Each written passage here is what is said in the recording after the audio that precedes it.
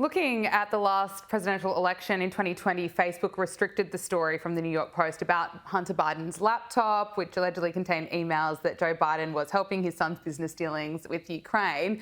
Now that this laptop, that this hard drive is going to be used as evidence in a federal trial, how is this going to impact this election in November 5 when we're seeing Joe Biden and versus Donald Trump once again? Are we going to see big tech really try and restrict these types of stories again? Well, 100%. Gabriella, I'm not trying to kiss your derriere when you say this, but I really respect Sky News for covering this because a lot of mainstream media companies here in America will not cover Hunter Biden fairly.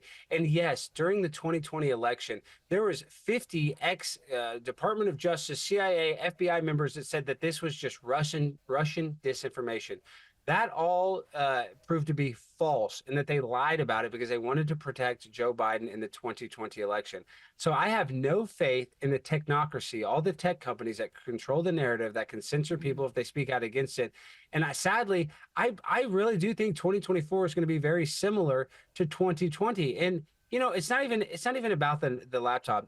We know the laptop is real, but they'll tell you that it's not. And that's what's so mad. That's what's so maddening. That's what pisses me off, excuse my French, is that the government can just lie to us. And then when we catch them in that lie, they face no repercussions. We just have to move on and try to forget about it. It's really, we have a two-tier justice system, one for the elites and one for everybody else.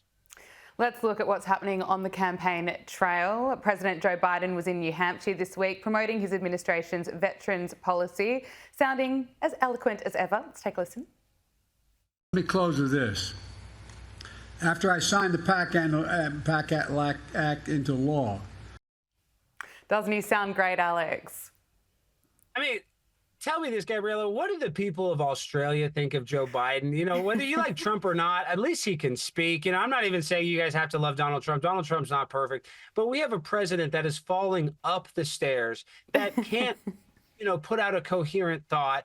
There's rumors and speculations that he might be on some sort of performance enhancing pharmaceutical drugs to try to keep him awake. Like it's almost a stain on the entire world, not the country, that this is the leader of the free world.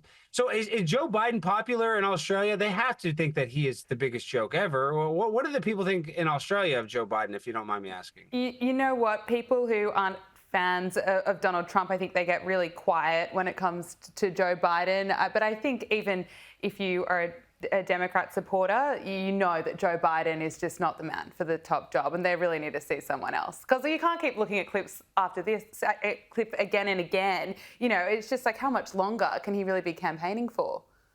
And Gabriella, he said, if you don't vote for him, you're not black. He said that to the black community. That is, if Donald Trump said that, they would throw him in jail. So, I mean, it's just ridiculous. Joe Biden, at one point, he was very sharp. At one point, he was a good politician, or at least a smart politician, knew how to do his job.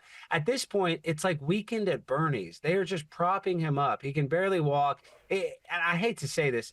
To me, it looks like elder abuse because he doesn't want to be the president. He should be on a golf course. He should be at his beach house in Delaware. They shouldn't be parading him, all across the country, basically just, parading around a walking corpse, in my opinion.